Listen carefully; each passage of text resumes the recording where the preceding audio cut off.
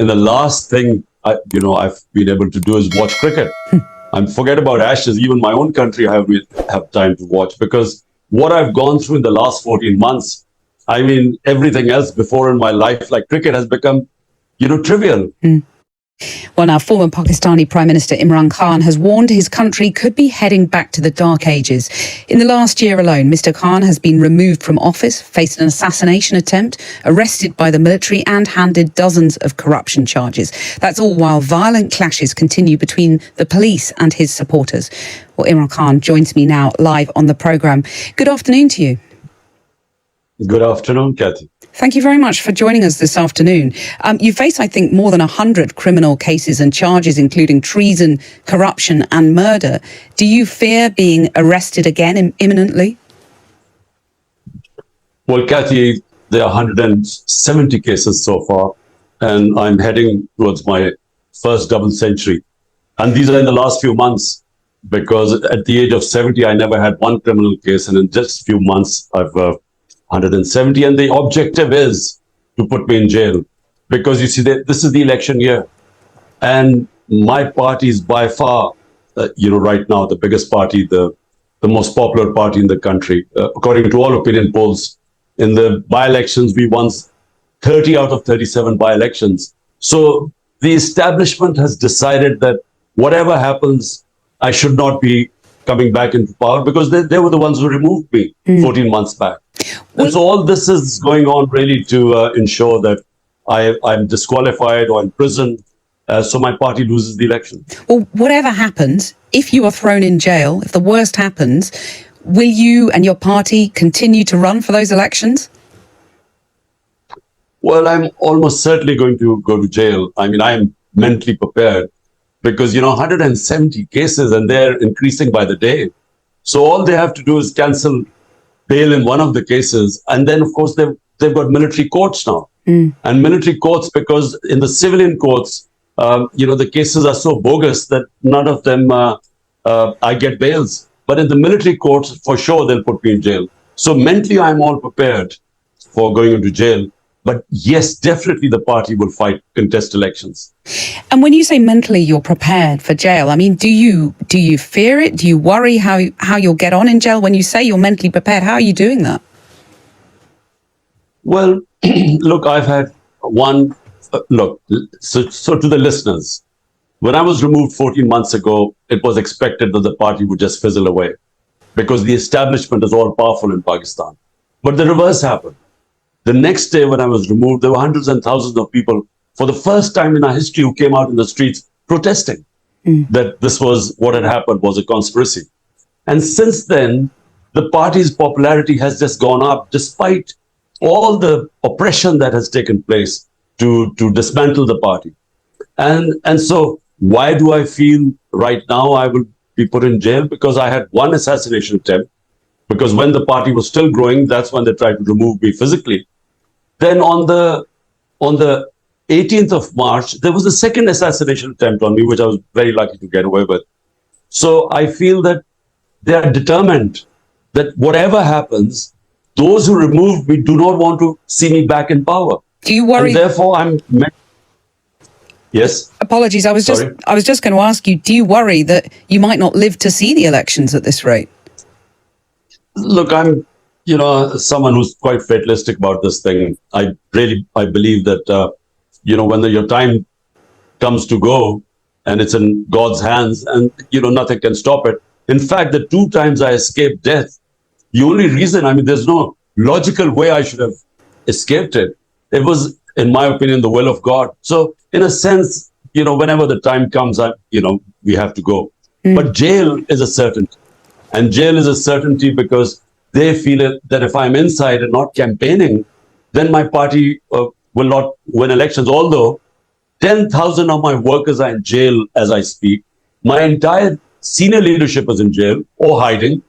And the ones they can only come out, I'm talking about the leaders, if they renounce being part of my party. So they're actually trying to dismantle the party.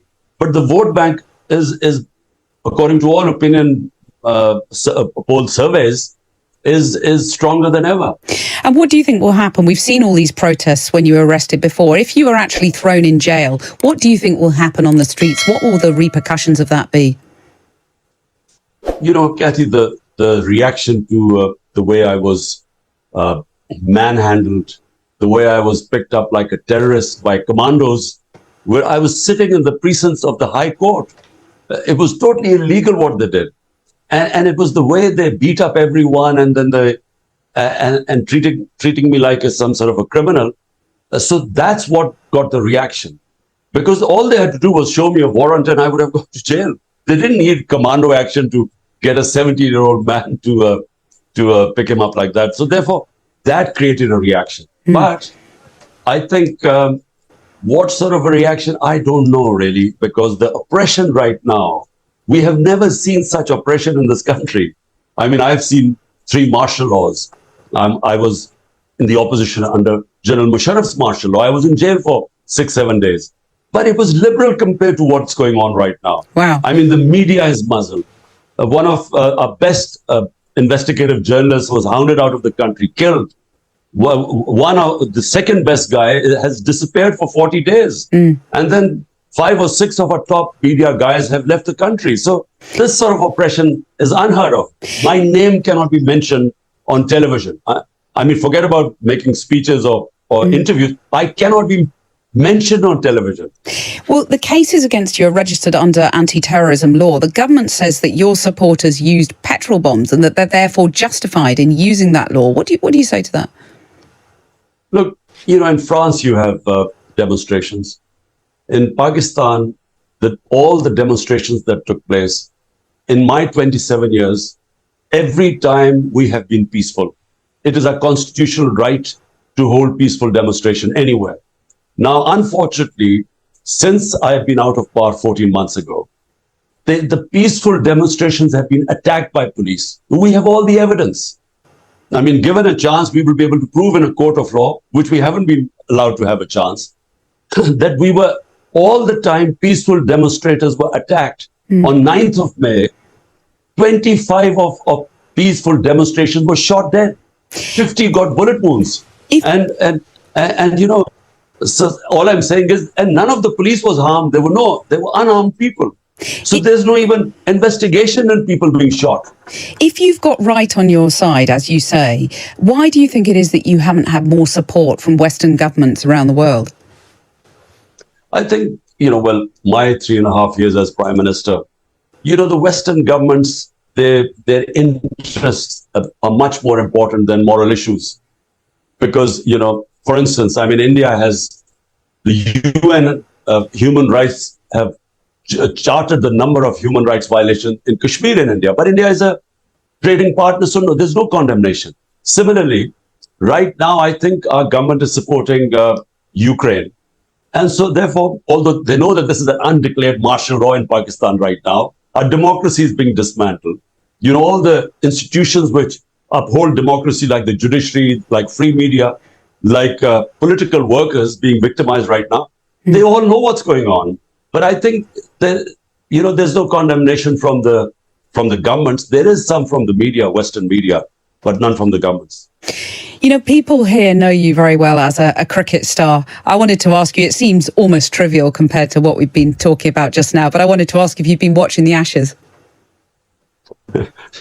No, Kathy, listen, and the last thing I've been able to do is watch cricket. Forget about Ashes. Even my own country, I have time to watch, because what I've gone through in the last 14 months, I mean, everything else before in my life, like cricket, has become, trivial. I mean, it's sad because, obviously you're so consumed by your political troubles, understandably so, of course. But I wonder whether when you talk about mentally preparing yourself for jail and staying strong, as it were, does the memory of your sporting success keep you going in some way? Do you know what? My cricket, I hardly remember much. I learned lessons from competing on the cricket field, which helped me in my latter life, whether I was, building this cancer hospital, which was for the poor people. If I hadn't taken the highs and lows of sports and understood how to take the bad times, I would not have succeeded there, and certainly not in politics, because I was in the political wilderness for about 14 years of my life. So, but the last 14 months, what I've gone through, basically the country's establishment. I mean, once they go against you, then, I mean, it's impossible really to fight back. Because how do you fight back against, the all-powerful establishment and all the political parties ranged against me, all 12 of them on one side, backed by the establishment. And I'm all alone, and my party, all the senior leadership is in jail. And all the work, 10,000 workers picked up. So it's a very tough time I'm going through. 2 assassination attempts. And, who knows the possibility of a third one, certainty of going to jail. So it is the biggest struggle of my life. But it's not politics. Let me just finally say, it's not politics. We are fighting actually for democracy in terms of democracy meaning freedom. And democracy can only come when there's rule of law. When you have the powerful in a country above law, as it is the case in Pakistan, I'm afraid the country has no future.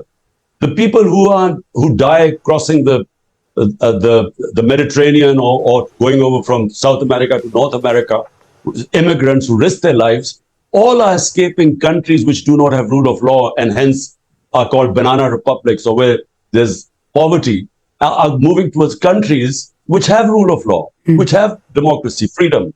So this is what we're fighting for in Pakistan. Yeah. I started my movement 27 years ago, movement for justice. It was for movement for rule of law.